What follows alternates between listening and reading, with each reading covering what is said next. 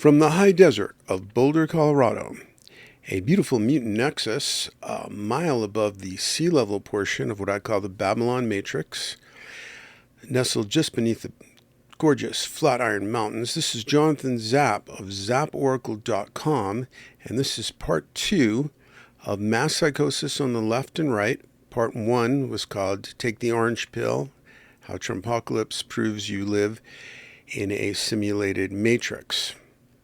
And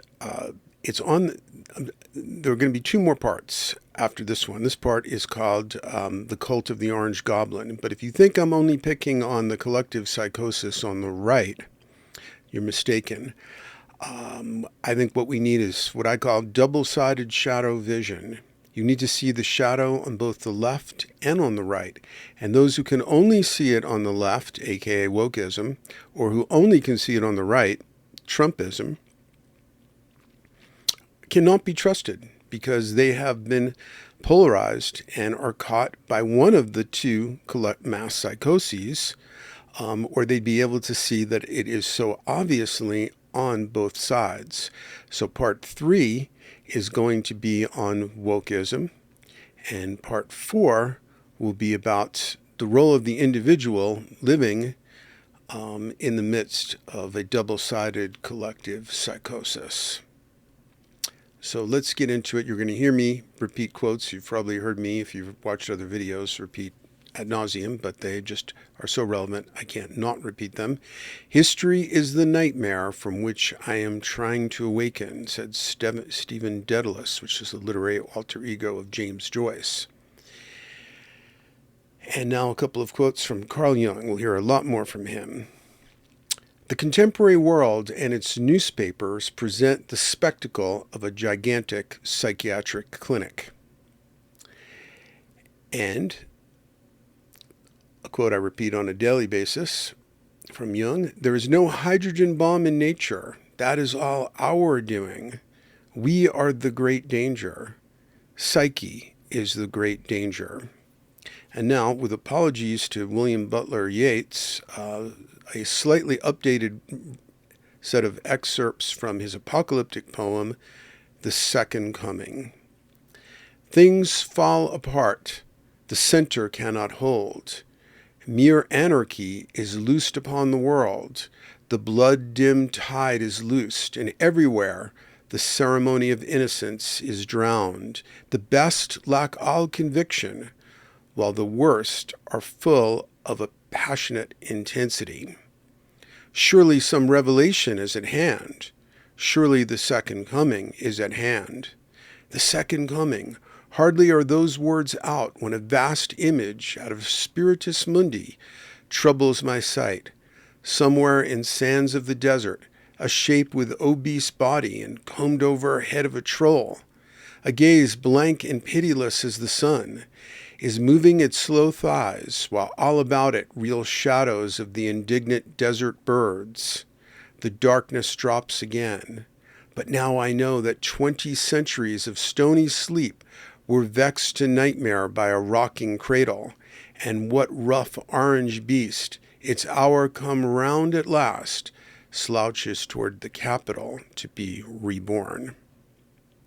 As the elongating skull shadows of millennia of human history streak toward the event horizon of the election of 2024, this is October 25th of 2024, and so the election is only 11 days away, it is an appropriate time to reflect on our species' fatal tendency toward mass psychosis, a tendency now virally amplified by the obsession-promoting algorithms of social media, but, and this is a very big but, and through the miracle of iPad technology, plus my unwillingness to do video editing, just take too long.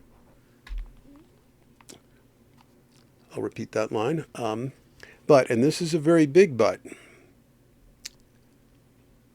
it is necessary to see the current collective psychosis with double-sided shadow vision to see that it is on the left as well as the right, and that the 2 sides of this insanity form a synergistic foie à deux, every bit as awful as a gag-inducing Joker musical sequel.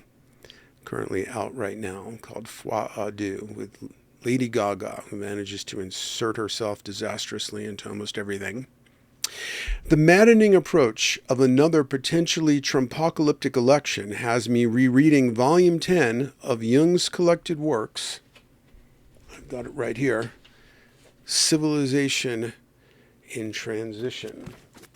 I got this book in 1978. I reread it in 2011 when I was writing my book, The Singularity Archetype, Human Metamorphosis.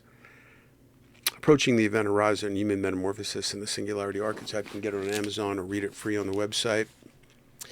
And so over the summer, I reread it knowing that the election was coming. And in it are some writings that some are now even more than a century old. Jung was able to predict what was going to happen in Germany in 1918 and 19. What was going to happen with Nazism, Hitler, and the Second World War, in other words. And yet, these writings have, and Jung died in 1961, have eerie relevance to the present moment. Based on what Jung read in the dreams of his highly educated German patients when he worked as an analyst in the Weimar Republic, and found his patients were all dreaming about Wotan, a Germanic god of war and mayhem, Jung was able to predict 20 years before it actualized the deadly mass psychosis of Nazism. Rereading Jung's words, which I underlined and highlighted when I first encountered them as a senior in college at age 20 in 1978, they still glow like fell runes on a gold ring cast into a fire. So you can see how much I highlighted Jung's words. And then I also kind of, was a big highlighter of great books. And but what you will also find is that I think I maybe lost the place, but and this is very crucial to my philosophy of the path, what I call the path of the sacred highlighter, that I wrote all kinds of notes in the margins disagreeing with Jung, sometimes very vehemently on points where I thought he was wrong. So it's like Jung said, I'm glad I'm Jung and not a Jungian. There are no sacred texts. Only the highlighter is sacred. Let's see if I have that image. So a Zap Oracle card. Let's see if I can get this image here. This is an image from a Zap Oracle card called the Path of the Sacred Highlighter.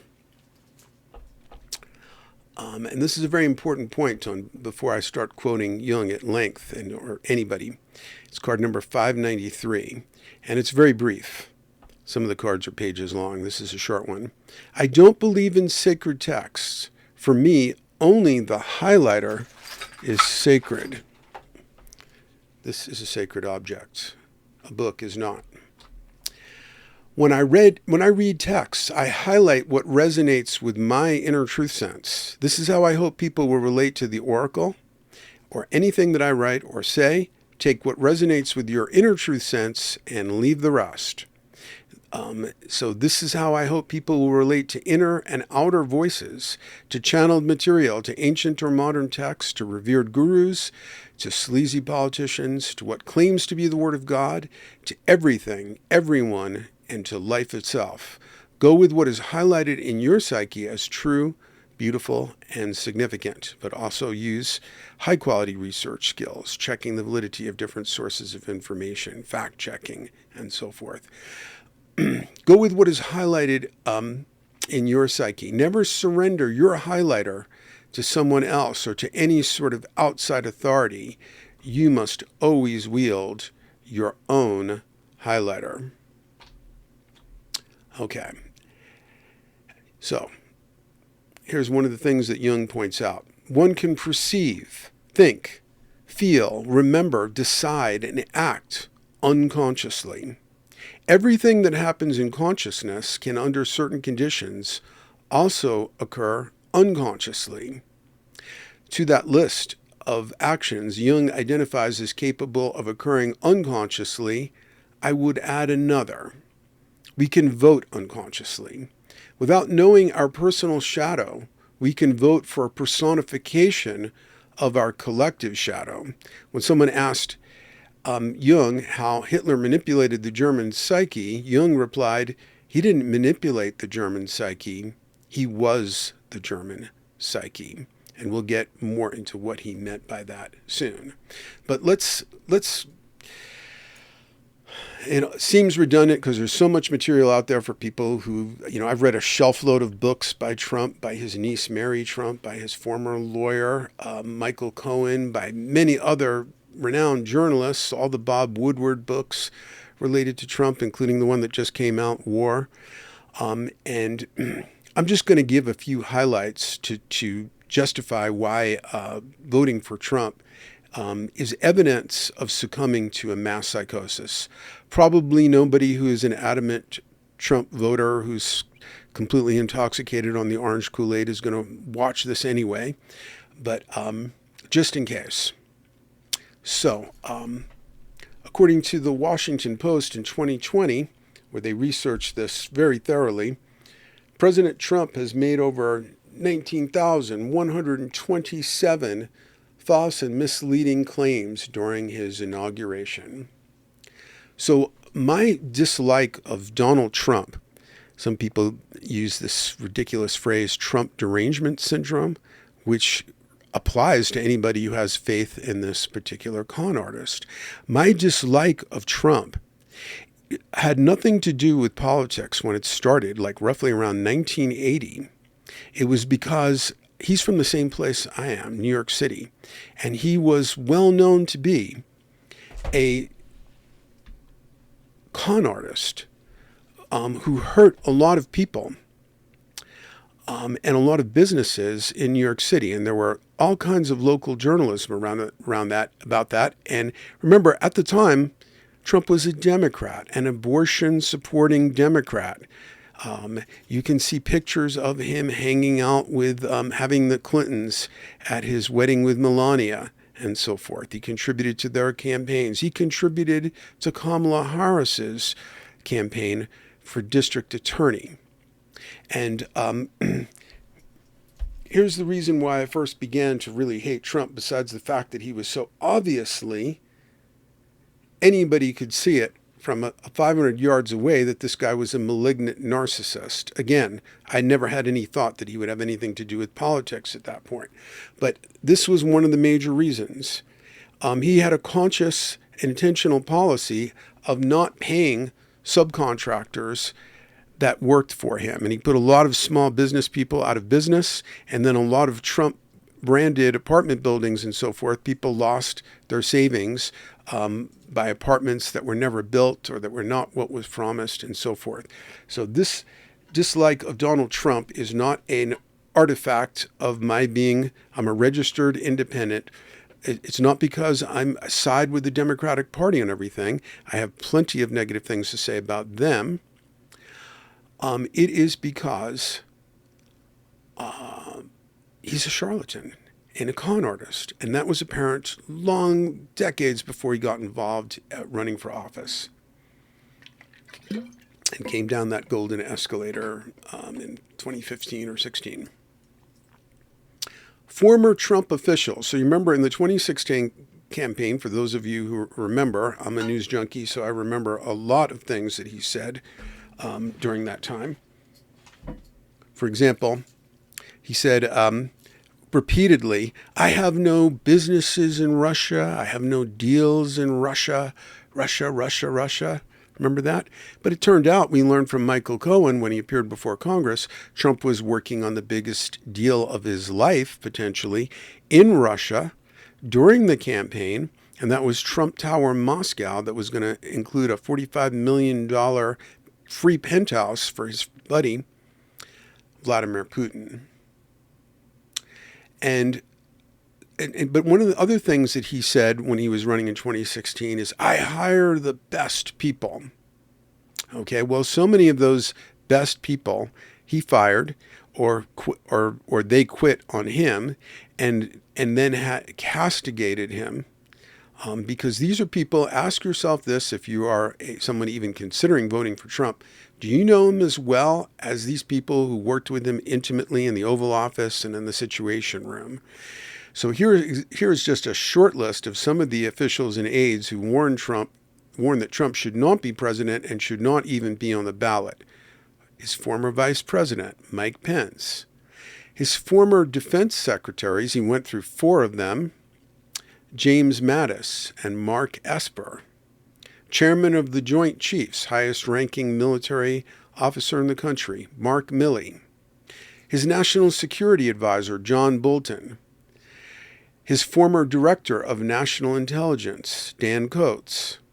His former chief of staff, 4-star Marine General, John Kelly. Okay? Well, more of what John Kelly said very recently in a moment. I think it was his last chief of staff, Mick Mulvaney. Former Secretary of State, former CEO of Exxon, not a woke snowflake, former CEO of Exxon, Rex Tillerson, Secretary of State, who later said, he more or less confirmed it, he called Trump a fucking moron. Okay, so now let's see some of these. Got some screenshots of images of all that. Again, the miracle of iPad technology here. General Milley, highest-ranking military officer in the country. But now I realize he's a total fascist. He is now the most dangerous person to this country. And that was quoted in, and you can see this was on Fox News. And that was quoted in the book War by Bob Woodward. He is the most dangerous person ever. I had suspicions when I talked to you about his mental decline and so forth. We'll talk more about his mental decline later. And now we go to 4-star Marine General Kelly, who worked with him. Nobody works with the president more intimately than their chief of staff. Okay? So this is reported in the New York Times, where Kelly just spoke up after Trump said incredibly alarming things about that he would use the National Guard and the military on his political enemies. And he mentioned specifically Adam Schiff and Nancy Pelosi. So don't let some deceptive Republicans like Glenn Youngkin and Johnson, the congressional Speaker of the House, right, tell you, oh, he was talking about immigrants. No, they're consciously lying. He made it very clear. He clarified. He's talking about his political enemies. He's talking about people who disagree with him and won't bend the knee. He's talking about people like me who have published 20, 30 articles against Trump. If you know, they could use some AI to find me. Anyway, as election years, Kelly warns Trump would rule like a dictator. Mr. Trump never accepted the fact that he wasn't the most powerful man in the world. And by power, I mean ability to do anything he wanted, anytime he wanted. He just completely misunderstands what a president is allowed to do. And Kelly continues, he commented more than once, Hitler did some good things too. Trump said. And of course, if you know history, again, I think he's lacking in that. But if you know what Hitler was all about, you'd be pretty hard to make an argument that he did anything good. Trump's first wife, Ivana, reported that that Trump had on his bedside table a book of the collected speeches of Hitler. And that's where he comes up with all these phrases like the vermin taking over, spoiling the blood of our country, or his oft-repeated phrase, fake news, that he co-opted. If you listen to a Hitler speech, he's always like spittle coming out of his mouth saying, the Lügenpresse, the Lügenpresse. That's German for the lying press, the fake news, in other words. And now Kelly continues, certainly the former president is in the far right area. He's certainly an authoritarian, admires people who are dictators. He has said that. So he certainly falls into the general definition of fascist for sure. And Milley said that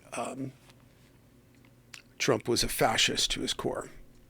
Kelly, who had previously refrained from discussing his time in the White House so openly, this is reported by ABC News, said in expansive interviews with the New York Times that Trump's discussion of using military against the enemy within, who in Trump words included Democratic foes, pushed him to come forward. His comments came after several other prominent former administration officials, including those with military experience, expressed concern about Trump's fitness for office. So this is Kelly speaking again. And I think this issue of using the military to go after American citizens is one of those things I think is a very, very bad thing. Even to say it for political purposes to get elected, I think it's a very, very bad thing, let alone actually doing it. And he said that Trump could fit the bill of a fascist.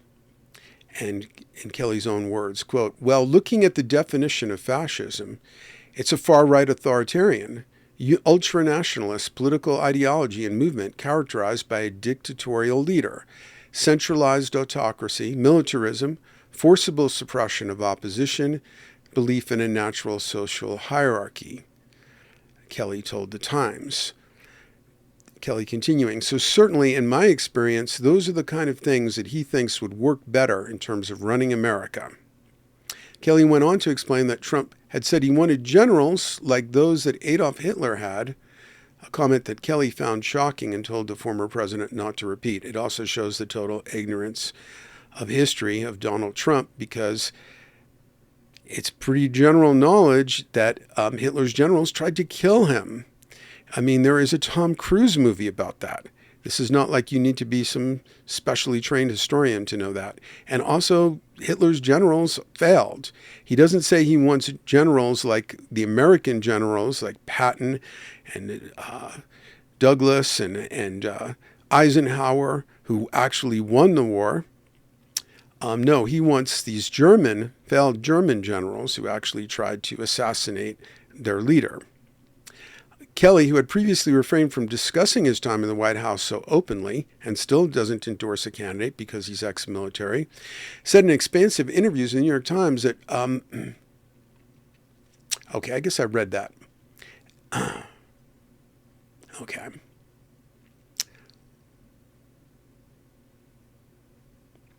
In this October, okay, I don't need to read that. Okay. So let's move on. Something that I highly recommend, if you just search on YouTube for mass psychosis, you'll see an excellent series on it by two Canadian brothers, call themselves the Academy of Ideas. And I have some screenshots of frames from their introductory video. And this one includes a quote from Gustave Le Bon. The masses have never thirsted after truth. They turn aside from evidence that is not to their taste, preferring to deify error if error seduce them.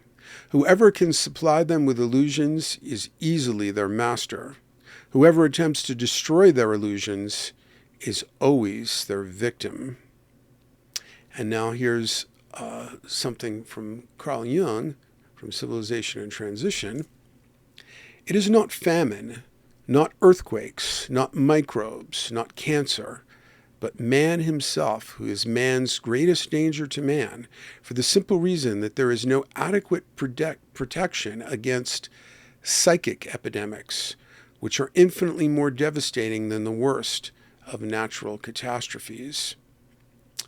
So, another thing, I put up a link in the article version to Trump on Larry King speaking in 1987, because this relates to his cognitive decline. So if you have any doubt about that, just watch how he was able to talk in 1987 and then watch any rally, anything that Trump has to say today to see the difference. So as one journalist described this 1987 clip, Trump fluently peppered his answers with words and phrases such as subsided, inclination, discredited, sparring session, and a certain innate intelligence. He had much higher vocabulary then. And now everything is like strong and powerful. Like he has very limited vocabulary now, and the highest correlate to IQ is vocabulary. He tossed off well-turned sentences such as, "It could have been a contentious route." And these are the only casinos in the United States that are so rated. So these are just like complex sentence constructions. They're not brilliant oratory, but they are obviously not the phrasings of somebody who's cognitively impaired in 1987. He even offered thoughtful, articulate aphorisms. If you get into what's missing, you don't appreciate what you have, and adversity is a very funny thing. So, and then just watch anything. Well, we're going to show something very soon to give you an idea of how he talks now, to see the cognitive impairment. So let's, I need to drink something. This is another quote from Jung that I found in volume 10. The psychic individuality of the child develops only later, after a reliable continuity of consciousness has been established. The fact that the child begins by speaking of himself in the third person is, in my view, a clear proof of the impersonality of his psychology. It's evidence of a primitive level of psychological development. It's also evidence of somebody who is possessed by their persona, like the policeman who has become the uniform and this kind of thing. And so we see certain celebrities, like Madonna, will refer to themselves in the third person when they have a persona that's so inauthentic that they can no longer relate to it as themselves, but have to refer to it in the third person. So let's see if I can call up this video. And I should have stated early on, I have like a horrible sleep deficit. So if I sound a little cranky, I'm cranky enough already. But I'm also trying to do 3 huge videos after very little sleep. Okay, so this is Trump, again, through the miracle of iPad technology. Hear how he talks now, and hear how he has become the third person in chief. There's never been a president like President Trump.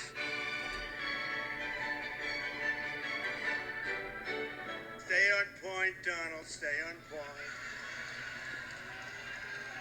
No sidetracks, Donald. Nice and easy. Nice. Probably nobody has been more out there than Donald Trump. Nobody's ever taken more incoming than Donald Trump. Nobody knows politicians better than Donald Trump. Nobody respects women more than Donald Trump. Nobody would be tougher on ISIS than Donald Trump. Nobody has greater respect for intelligence than Donald Trump. Who knows more about the word apprentice than Donald Trump? Who knows Pennsylvania better than Donald Trump? Nobody in the history of this country has ever known so much about infrastructure as Donald Trump. You wouldn't even be hearing about the word immigration if it wasn't for Donald Trump. Trump was able to get him to give something. I don't know what the hell it was, but it doesn't matter. If Putin likes Donald Trump, guess what, folks? That's called an asset, not a liability. There is nobody that feels stronger about the intelligence community and the CIA than Donald Trump. 18 angry Democrats that hate President Trump. They hate him with a passion. Nobody's been tougher on Russia than Donald Trump.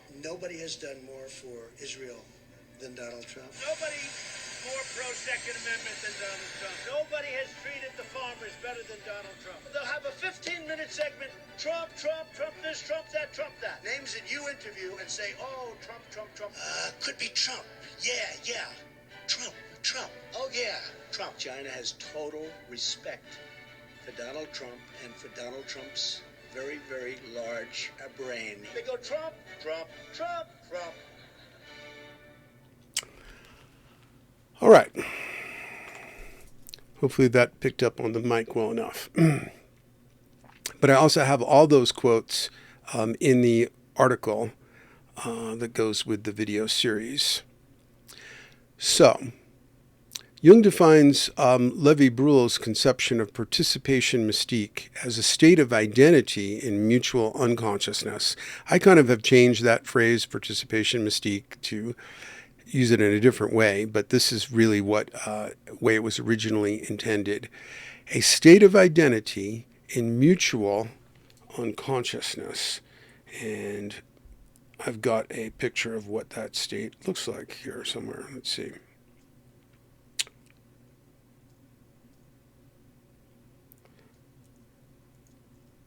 Okay. This is what a state of mutual unconsciousness looks like.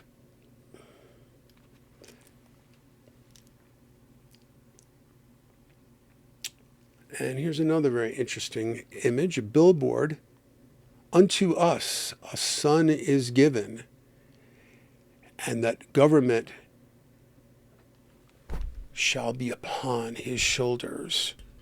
And that was it. They quoted the Bible because Trump has become a religious figure. And I stay in touch with friends, a lot of them are former students on Long Island, who, because don't want to just be in the Boulder bubble. I do listen and debate friends of mine who are Trump supporters on a frequent basis.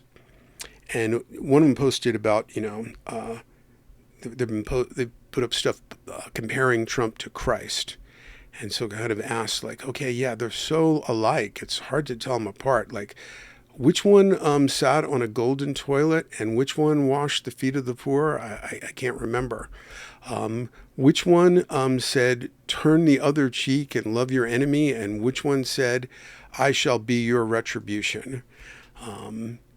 Maybe some people who know the Bible better than me can straighten that out. Here is Jung speaking again. There is no country on earth where the power word, the magic formula, the slogan or advertisement is more effective than in America. We Europeans laugh about this, but we forget that faith in the magical power of the word can move more than mountains. Christ himself was a word, the word. We've become estranged from this psychology, but in America, it is still alive. It has yet to be seen what America will do with it. Well, here are some of the things that America did do with it 60 or 70 years after Jung wrote that. Make America great again. And my favorite of all unconscious slogans of all time, where we go one, we go all. The motto of QAnon. And the reason why that's my favorite unconscious slogan of all time is that where we go one, we go all is the perfect operational definition of what Jung called mass man. Notice that if you wanted to have one line of software code that would define a stampeding herd, it would be, where we go one, we go all. This is what a state of mutual unconsciousness is like as a motto. And yet it is said in all seriousness and with a passionate belief by people who don't recognize the incredible stupidity of the idea. Don't be an individual. Be part of a mob. Where we go one, we go all. Alienation from the unconscious, this is Jung again, and from its historical conditions spells rootlessness. This is the danger that lies in wait for the conqueror of foreign lands and for every individual who, through one-sided allegiance to any kind of ism, loses touch with the dark, maternal, earthy ground of his being. Now, I've created an ism. It's called Dynamic Paradoxicalism, the anti-ism ism. It's another YouTube. It's on my site, but it's an anti-ism ism. So, isms, meaning somebody's ideologically captured by a mental construct.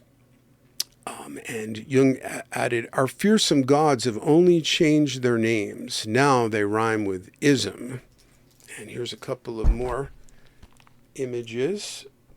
Sorry about bumping the mic there. Trumpism and its discontents.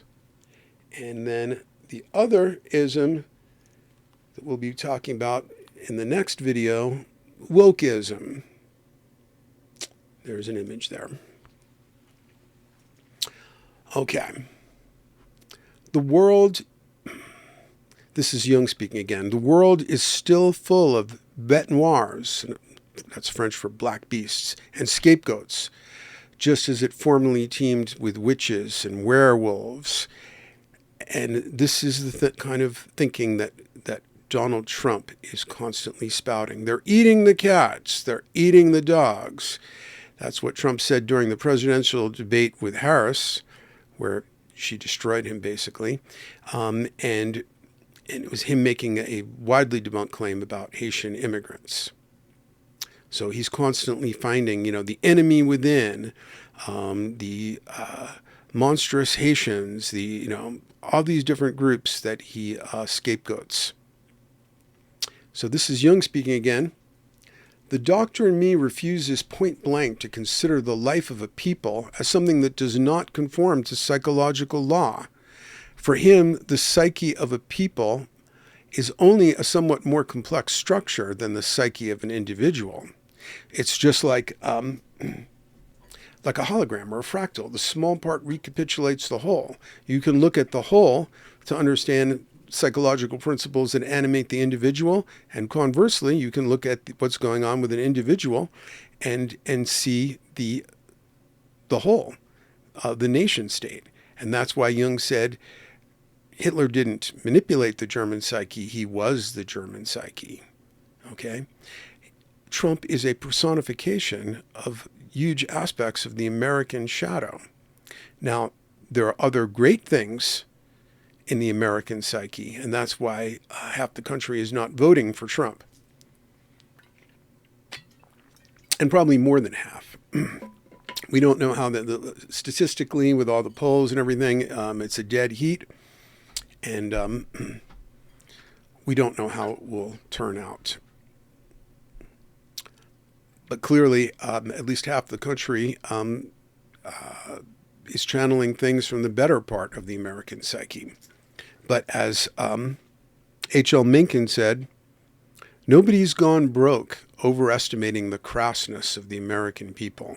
So we can't just lay this on Trump, though he's a great deceiver and has deceived people, but he's deceived them because of dark things in their psyches, their fears, their lust for power, and so forth. So we cannot remove responsibility from the individual. Though many January 6 defendants have tried to do that, and they deserve some consideration for the fact that a president was telling them to march on the Capitol and so forth, but it was still things in their psyche that summoned them to the Capitol. So it's just like romantic relationships, unless it were an arranged marriage or something, but voluntary relationships, by an almost invincible psychological law, reflect us, the person in the relationship, because we chose that person and not another, and therefore we must take some responsibility for that. Though sometimes people are deceived by charming psychopaths and so forth.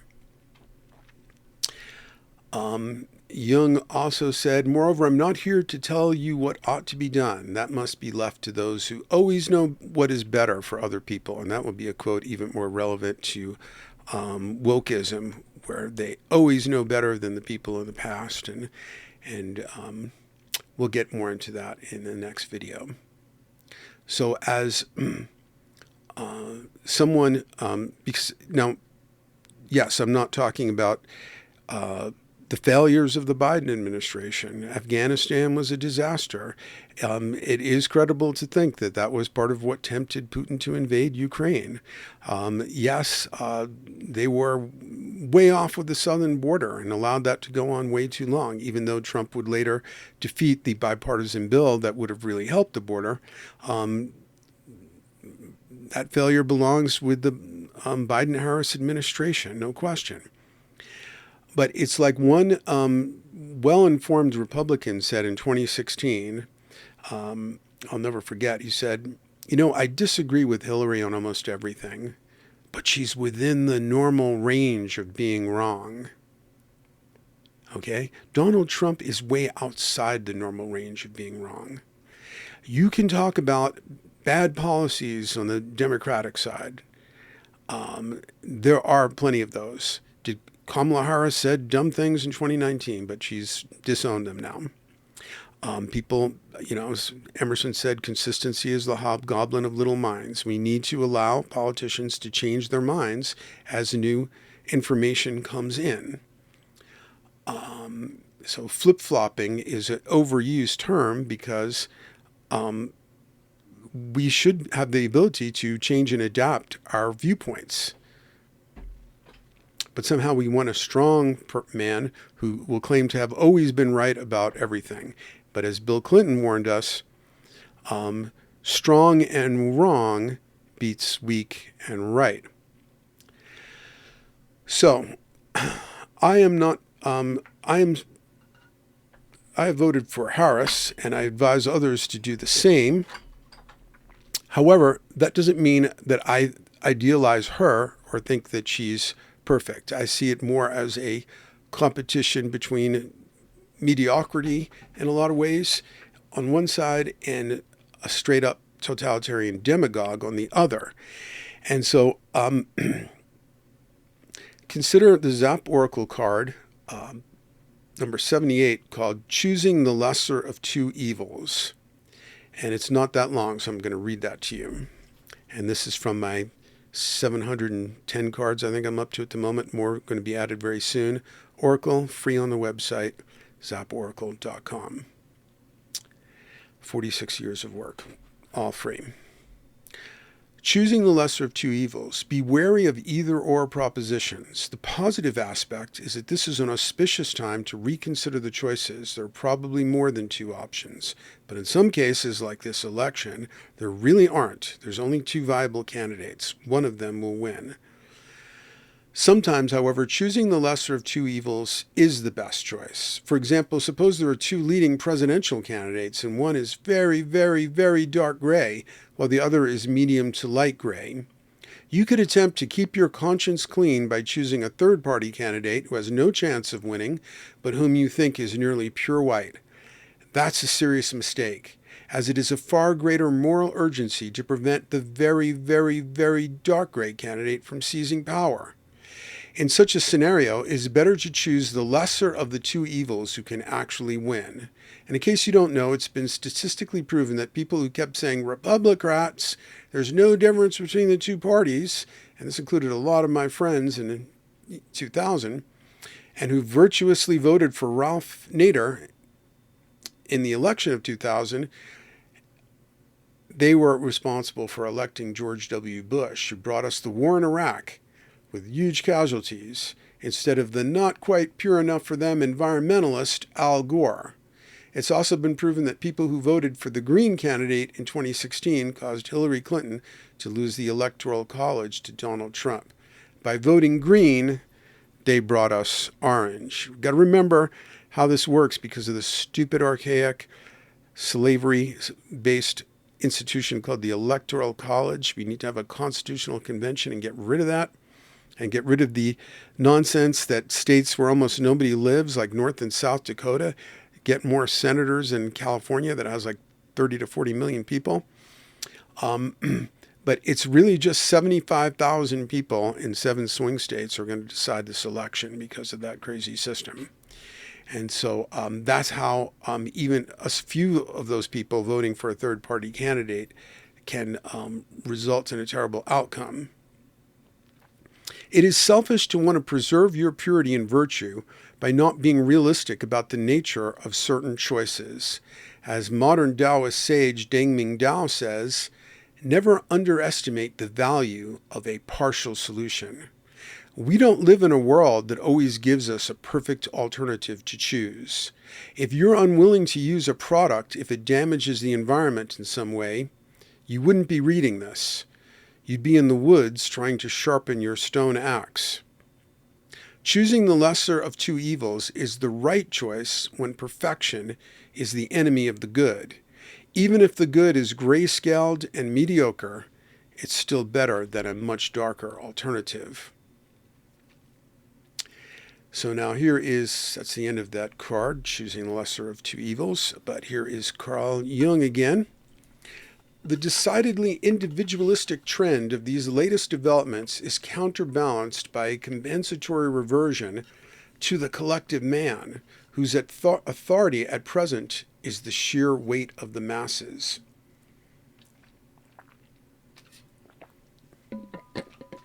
Remember, we have presidents because individual people voted for them. No wonder that nowadays there is a feeling of catastrophe in the air, as though an avalanche had broken loose, which nothing can stop.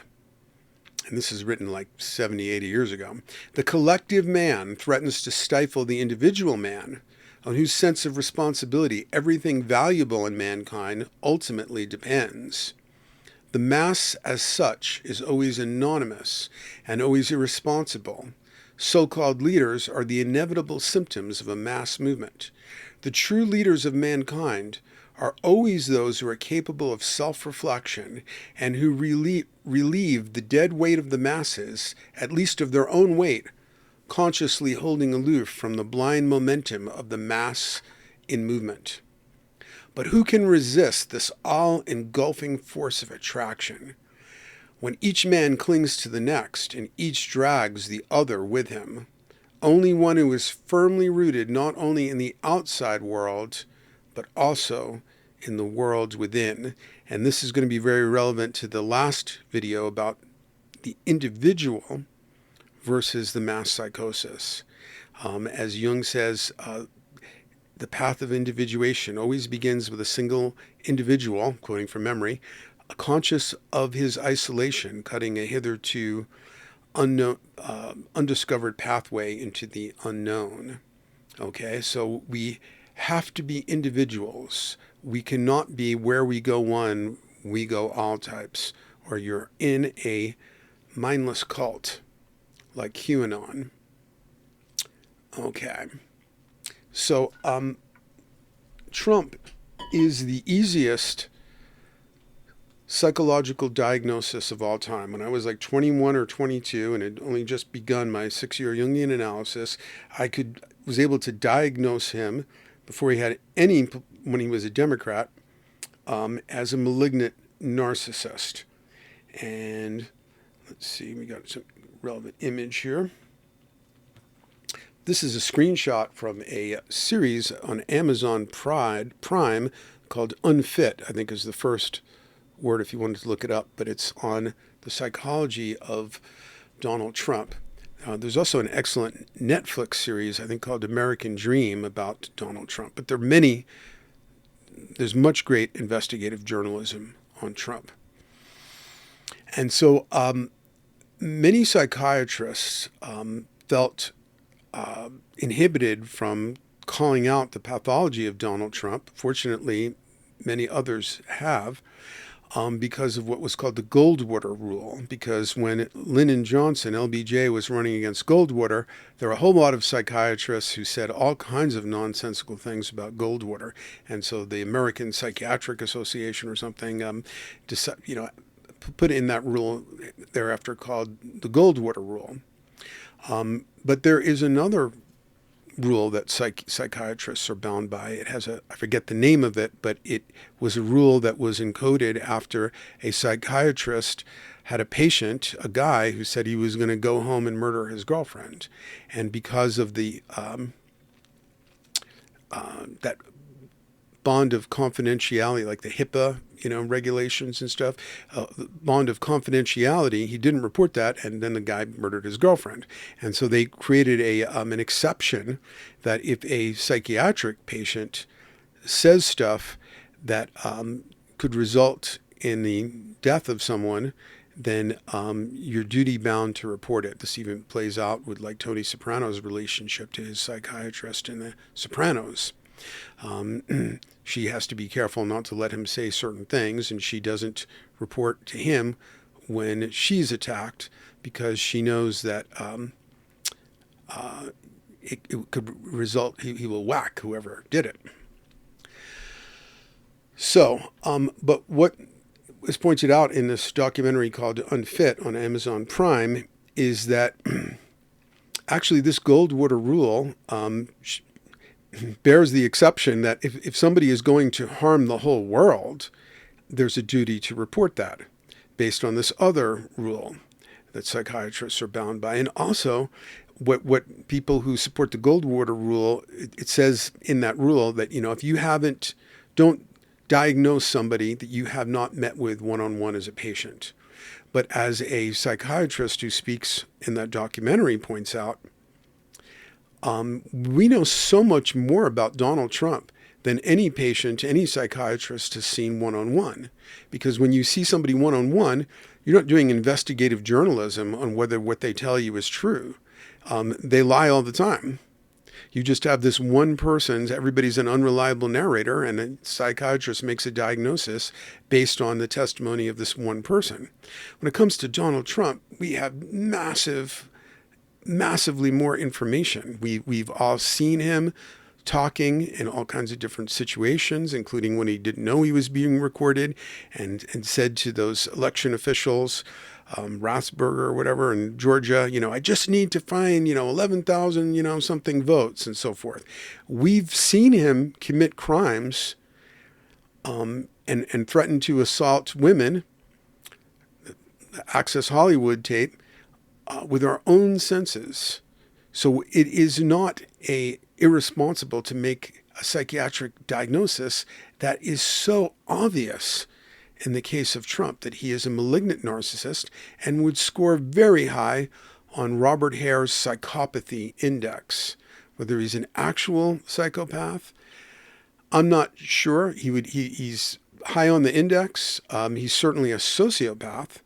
But it seems like part of his intense admiration for people like Vladimir Putin may indicate that he's not a full-blown psychopath and envies those who are, because Trump is a lot more needy and insecure than a full-blown psychopath would be. Let's also remember that Donald Trump was convicted of sexual assault, and a federal judge in New York said that Trump was adjudicated guilty of rape. He said it was just a technical thing that they had to, because it was a civil case, that they had to call it sexual assault. But this federal judge said he was found guilty of rape. Then we have the famous video, the Access Hollywood video. Again, more testimony. We're getting to overhear what somebody is saying when they're not realizing they're being recorded. And Trump tells Billy Bush about a failed attempt to seduce Nancy O'Dell, who was Bush's co-host at the time, approximately 2005, of the recording. And Trump says, "I moved on her and I failed. I'll admit it. I did try and fuck her. She was married. And I moved on her very heavily. In fact, I took her out furniture shopping. She wanted to get some furniture. I said, I'll show you where they have some nice furniture. I took her out furniture. In other words, furniture shopping. I moved on her like a bitch, but I couldn't get there. And she was married. Then all of a sudden I see her. She's now got the big phony tits and everything. She's totally changed her look." This is from the guy who says nobody has more respect for women than he does. Later, referring to Ariane Zucker, whom they were waiting to meet just outside that Access Hollywood bus, Trump says, "I better use some Tic Tacs just in case I start kissing her. I'm automatically attracted to beautiful. I just start kissing them. It's like a magnet. Just kiss. I don't even wait. And when you're a star, they let you do it. You can do anything. Grab 'em by the pussy. You can do anything."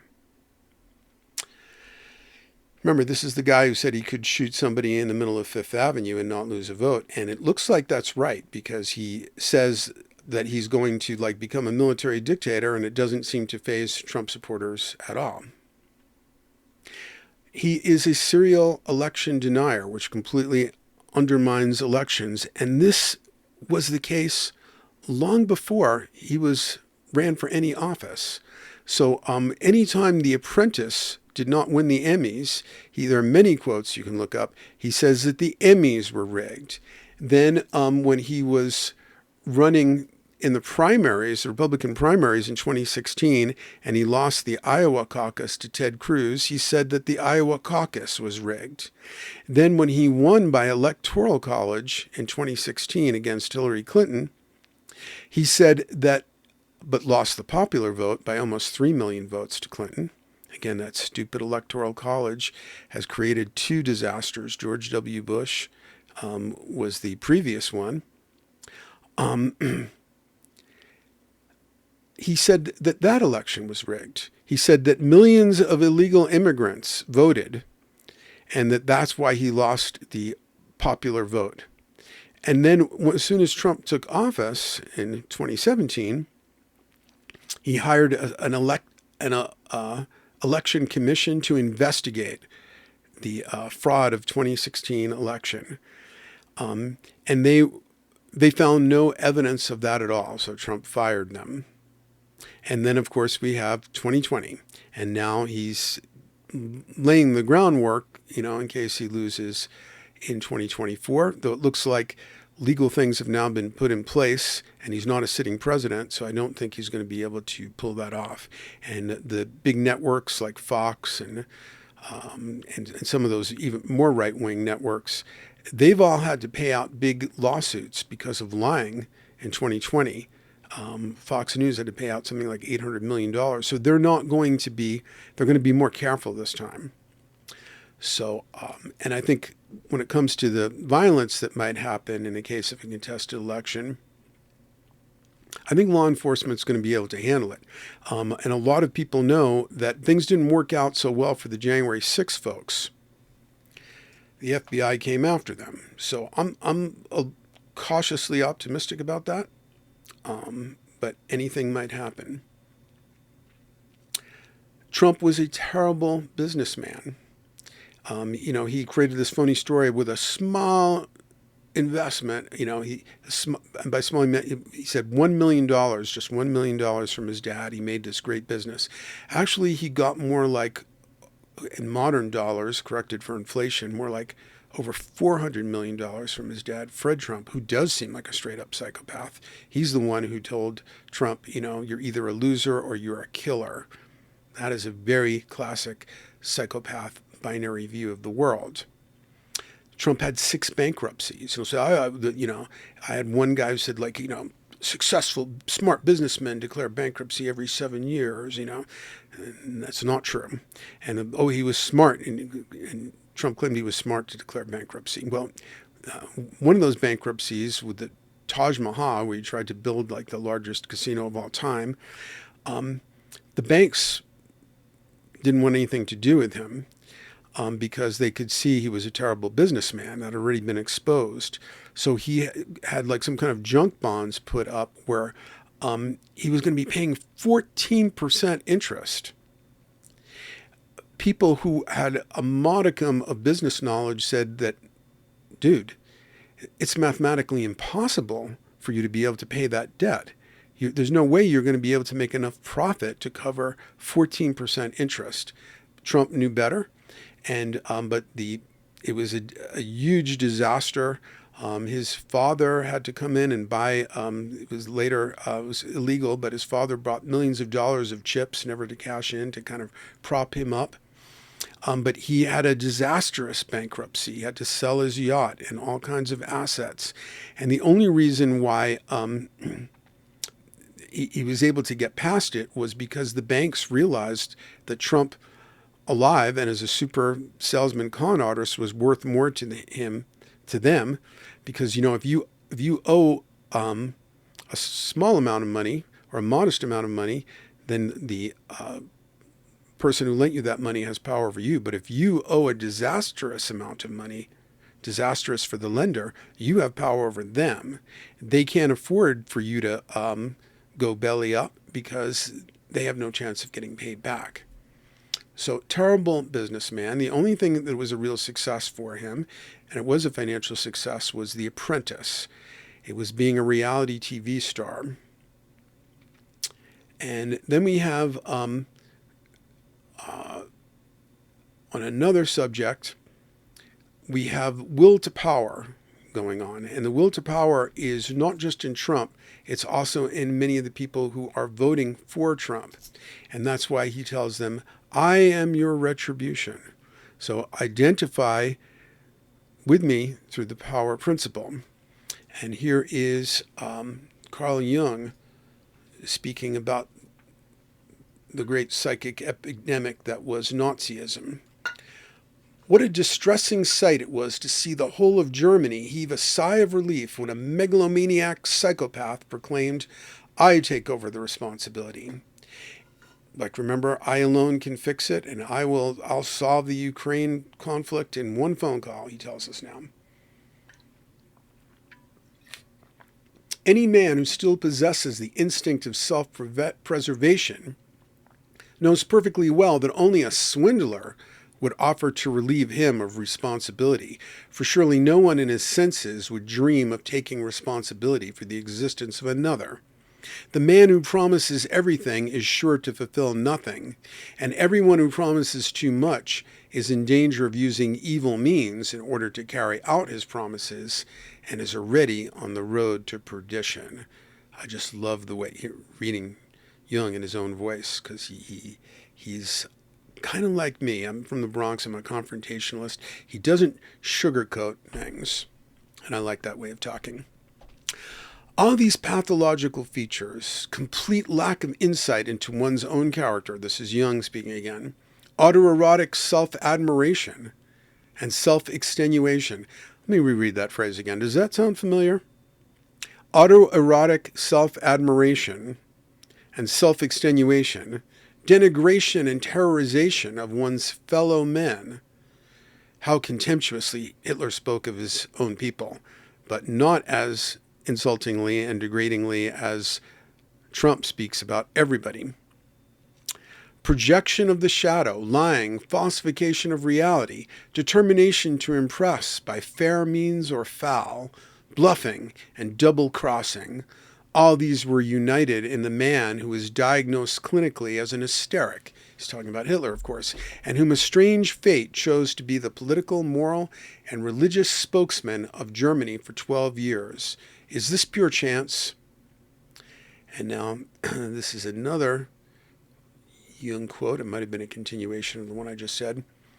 A more accurate diagnosis of Hitler's condition would be pseudologia fantastica, that form of hysteria which is characterized by a peculiar talent for believing one's own lies. For a short spell, such people usually meet with astounding success, and for that reason are socially dangerous. Sound like anybody we know? Nothing has such a convincing effect as a lie one invents and believes oneself, or an evil deed or intention whose righteousness one regards as self-evident. At any rate, they carry far more conviction than the good man and the good deed, or even than the wicked man and his purely wicked deed. Like in the Yeats poem, the best lack all conviction, and the worst are filled with a passionate intensity. Hitler's theatrical, obviously hysterical gestures, he's talking about the hysterical way that Hitler spoke, struck all foreigners, with a few amazing exceptions, as purely ridiculous. Okay, and that's the way Hitler's speeches look to me, like, oh my God, how would anybody trust this guy? And yet, there are reports of people who are in the audience, some women and at least one man, having an orgasm without even touching themselves, listening to Hitler speak. I mean, this was real mass psychosis on steroids. So this is Jung continuing. When I saw him with my own eyes, Jung actually met Hitler and shook his hand. When I saw him with my own eyes, he suggested a psychic scarecrow with a broomstick for an outstretched arm rather than a human being. It is also difficult to understand how his ranting speeches, delivered in shrill, grating, womanish tones, could have made such an impression. But the German people would never have been taken in and carried away so completely if this figure had not been a reflected image of the collective German hysteria. It is not without serious misgivings that one ventures to pin the label of psychopathic inferiority onto a whole nation.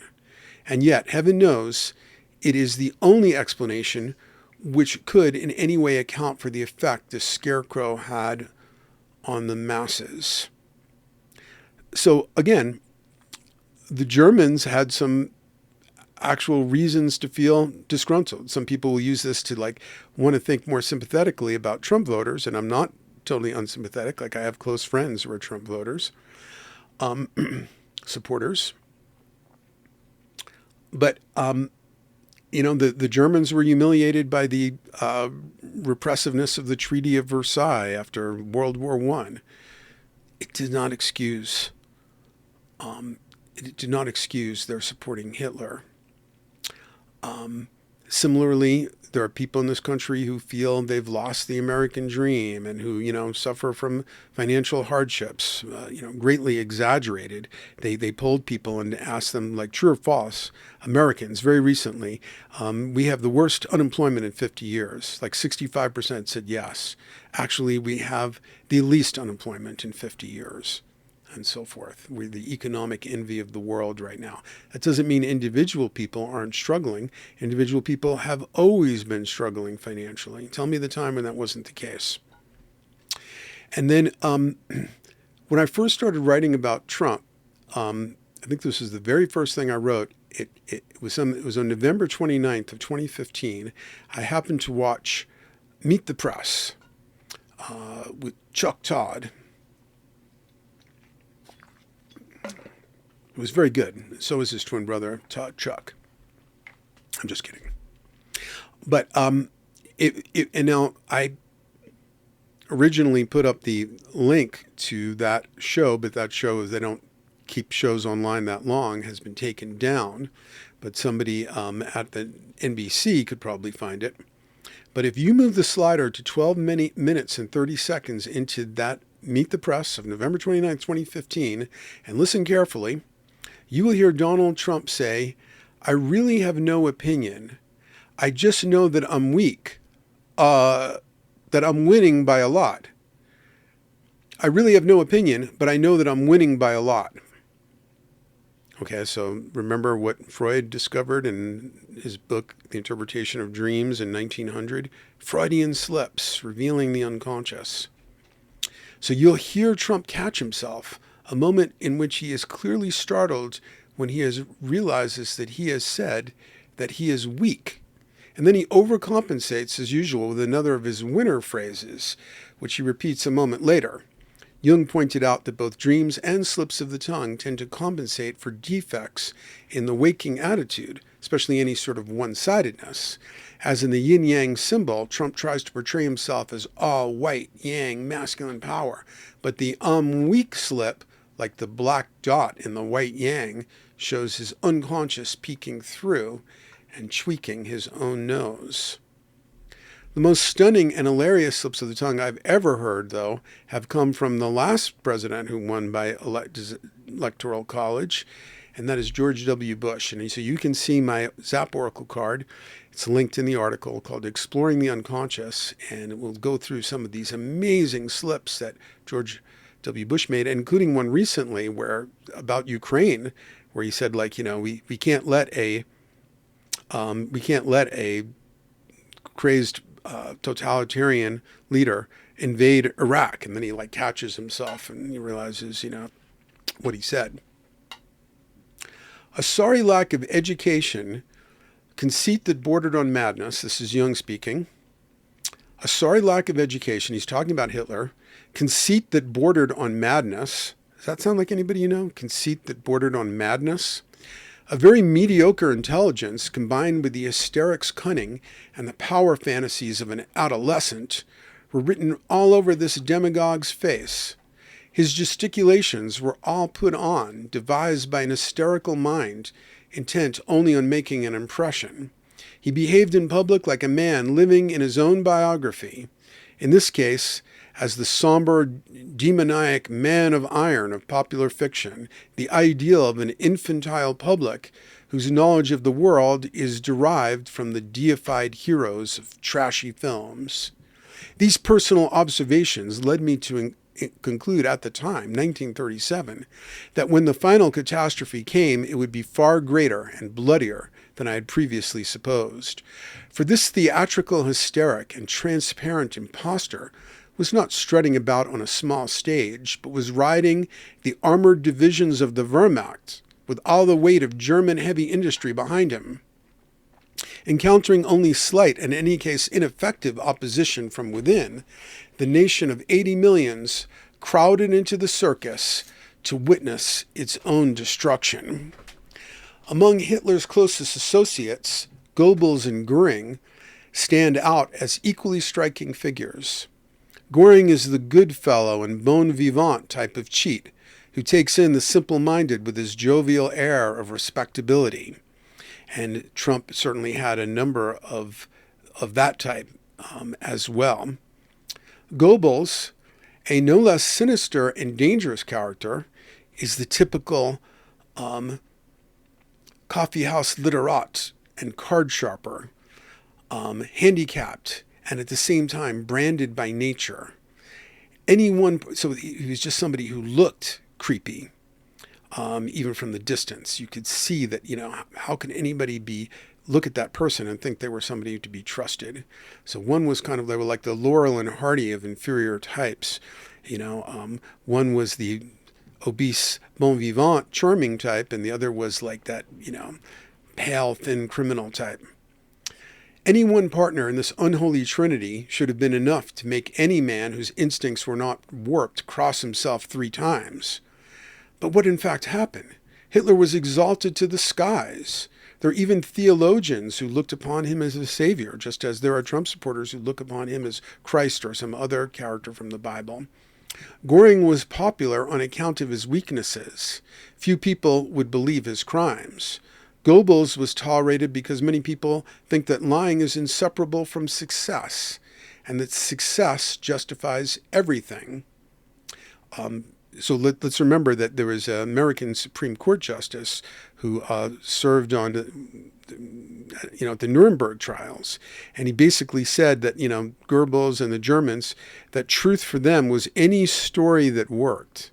And this is basically what Trump comes right out and says. He said it to a number of his aides. If you say something often enough, people will believe it's true. He got that right from, remember, this is the guy who, according to his first wife, had a book of Hitler's speeches at the bedside table. That's why he's always repeating things 3 times, like the Russia hoax, Russia, Russia, Russia.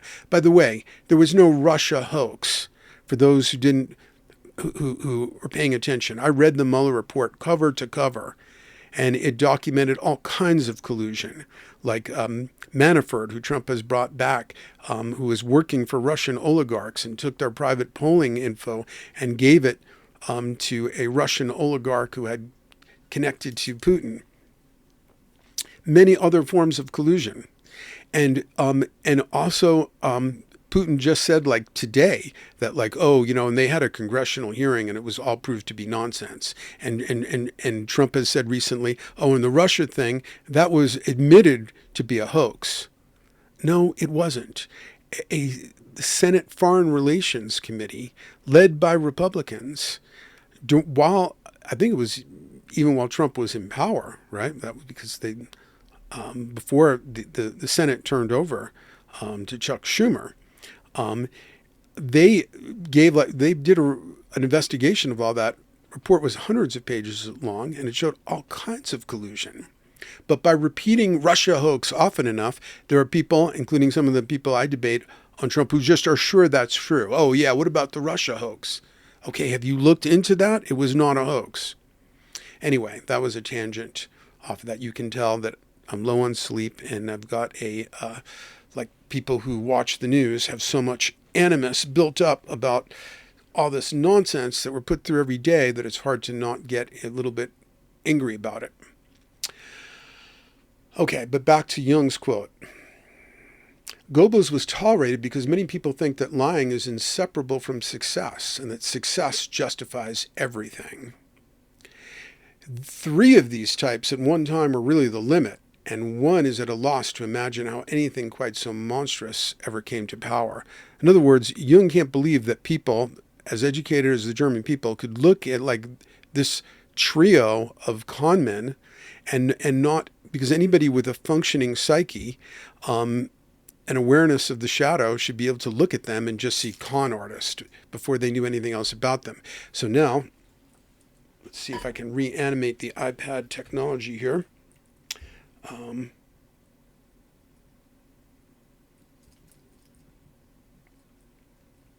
here's a lovely photo of Trump with Jeffrey Epstein. Remember, he's one who's supposed to drain the swamp. Okay. Okay. So, for example, this guy has risen to greater and greater power in the Trump administration. Now, just so you don't think I'm just going after the Germans, this is a Jew. I am also a Jew. Um, and this is like the Goebbels of today. Stephen Miller. Just take a good look at him. I know one commentator said that he looked like a kid who'd be walking around with a dead bird in his pocket. And yet, amongst Trump supporters, one Trump supporting host at some kind of public event described him as a sexual matador, that apparently women are fixated on him and think he is like, I mean, can you imagine somebody, a functioning, healthy person wanting to have sex with that guy? I'm not even sure. I mean, if I were going to visit him in prison, I would want him to be wearing a hockey mask. Okay. And but the three inferior types that Jung is pointing out amongst the Nazis, there's a rogues gallery of so many more of these inferior types. Here is Rudy Giuliani speaking at the Four Seasons gardening store during the election denialism of 2020 with the hair dye coming from his hair. Does that guy seem healthy to anybody? Apparently to Trump supporters, they are so in a state of participation mystique, mutual unconscious identification, that they don't even notice that these are people that, like a child, would say like, oh, that guy's creepy, Mom. Let's get away from him. This is Jung continuing. But we must not forget that we are judging from today, from a knowledge of the events which led to the catastrophe, meaning World War II. Our judgment would certainly be very different had our information stopped short at 1933 or 1934. At that time, in Germany as well as in Italy, there were not a few things that appeared plausible and seemed to speak in favor of the regime. Again, the policy thing. In an individual, we call this sort of thing an hysterical twilight state. I just love this quote because it's almost like a Chagall painting. Just listen to this for the poetry of it. In an individual, we call this sort of thing an hysterical twilight state. When a whole nation finds itself in this condition, it will follow a mediumistic furor over the housetops with a sleepwalker's assurance, only to land in the street with a broken back. What a fantastic metaphor. Okay, this is Jung continuing. Hitler was the exponent of a new order, and that is the real reason why practically every German fell for him. He alone could fix it. The Germans wanted order, but they made the fatal mistake of choosing the principal victim of disorder, psychiatric disorder, and unchecked greed for their leader. Their individual attitude remained unchanged. Just as they were greedy for power, so they were greedy for order. Like the rest of the world, they did not understand wherein Hitler's significance lay, that he symbolized something in every individual. He was the most prodigious personification of all human inferiorities. He was an utterly incapable, unadapted, irresponsible, psychopathic personality, full of empty, infantile fantasies, but cursed with the keen intuition of a rat or a gutter snipe. He represented the shadow, the inferior part of everybody's personality in an overwhelming degree, and this was another reason why they fell for him. But what could they have done? In Hitler, every German should have seen his own shadow, his own worst danger. I mean, if you can just substitute the word Trump for Hitler, and it's one of the most incisive things that could be said about him. We do have to credit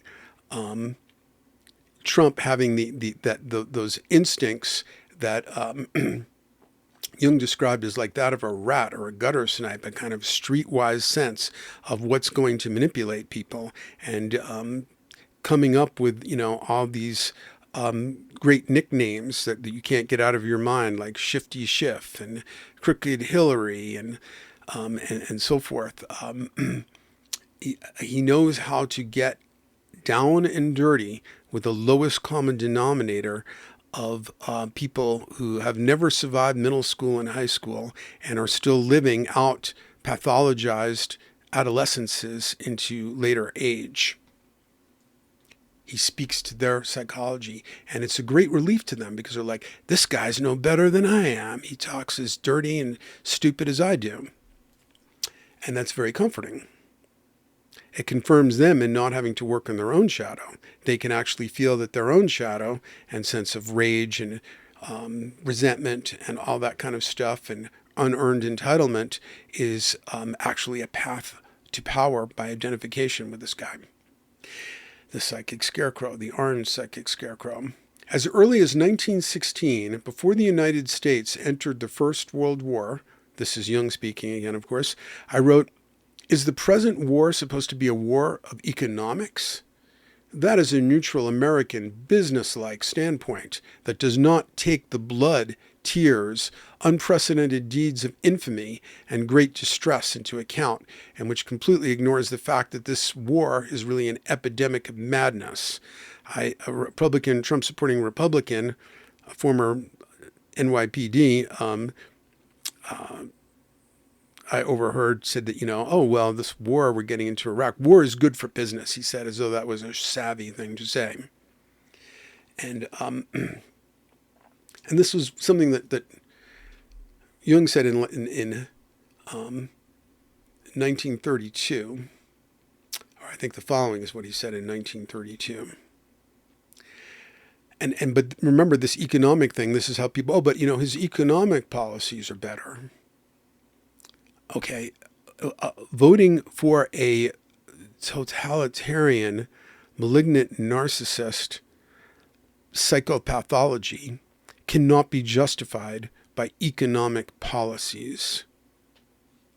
Remember that money itself is a psychological artifact. So is war. So is man-made environmental destruction. So are most of the problems we're dealing with. Here's Jung in 1932. The giant catastrophes that threaten us today are not elemental happenings of a physical or biological order, but psychic events. To a quite terrifying degree, we are threatened by wars and revolutions which are nothing other than psychic epidemics. At any moment, several millions of human beings may be smitten with a new madness, and then we shall have another world war or devastating revolution.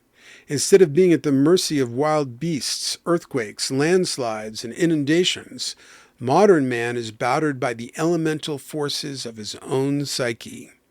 This is the world power that vastly exceeds all other powers on earth. The age of enlightenment, which stripped nature and human institutions of gods, overlooked the god of terror who dwells in the human soul. If anywhere, fear of God is justified in face of the overwhelming supremacy of the psychic. It is the psyche. What if something were to go wrong with psyche, as Jung said? That is why we have a mass psychosis on the left and on the right. It's not because of economics. It's because of the psyche. Economics is an artifact of the psyche. The conflagration that broke out in Germany was the outcome of psychic conditions that are universal. The real danger signal is not the fiery sign that hung over Germany, the swastika in other words, but the unleashing of atomic energy, which has given the human race the power to annihilate itself completely. The situation is about the same as if a small boy of 6 had been given a bag of dynamite for a birthday present. We are not 100% convinced by his assurances that no calamity will happen. Will man be able to give up toying with the idea of another war? Can we at last get it into our heads that any government of impassioned patriots which signs the order for mobilization should immediately be executed en bloc? How can we save the child from the dynamite which no one can take away from him? The good spirit of humanity is challenged as never before. The facts can no longer be hushed up or painted in rosy colors. Will this knowledge inspire us to a great inner transformation of mind? To a higher, maturer consciousness? and sense of responsibility. We'll get into this more in the fourth video on the individual versus the mass psychosis. It is time, high time, that civilized man turned his mind to fundamental things. It is now a question of existence or non-existence, and surely this should be subjected to the most searching investigation and discussion. For the danger that threatens us now is of such dimensions as to make this last European catastrophe seem like a curtain raiser. And so Jung wrote this after atomic bombs had been discovered, maybe even before the H-bomb had. But nuclear war has not gone away, even though it's not discussed much. I strongly encourage everyone to, I've only just started myself, but to read the book on nuclear war by Annie Jacobson, wonderful journalist, or you could just see her on Lex Friedman or Joe Rogan to get the gist of it. I've started reading the book, and she points out that nuclear war could happen tomorrow. It could happen later today.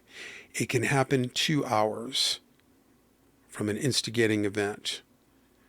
The possibility has not gone away. And we're talking about an extinction level event. Added to that, now we're on the verge of creating AGI that could be far more dangerous, because nuclear weapons don't set themselves off. AI can be a autonomous agent, far more intelligent than us, that may have a different agenda. And please see my article and YouTube on the homepage of zaporacle.com called AI and the Singularity Archetype and the high probability of an impending viral apocalypse. So people have pointed it out in this documentary Unfit on Amazon Prime, that before we let somebody even be the driver of a truck that might drive a nuclear weapon, which cannot be set off by the truck having an accident, that person is vetted. They undergo psychological testing. They look into their background to see if there are marital infidelities going on or other destabilizing factors. But none of that is done for the president. None of that is done for the guy who can launch a nuclear war at any time. And that's something to think about with someone like Donald Trump, who said he knows more than the generals. And he said, I'm really good at war, including nuclear. He said that in 2016. Rational argument, this is Jung continuing now, can be conducted with some proposed prospect of success only so long as the emotionality of a given situation does not exceed a certain critical degree.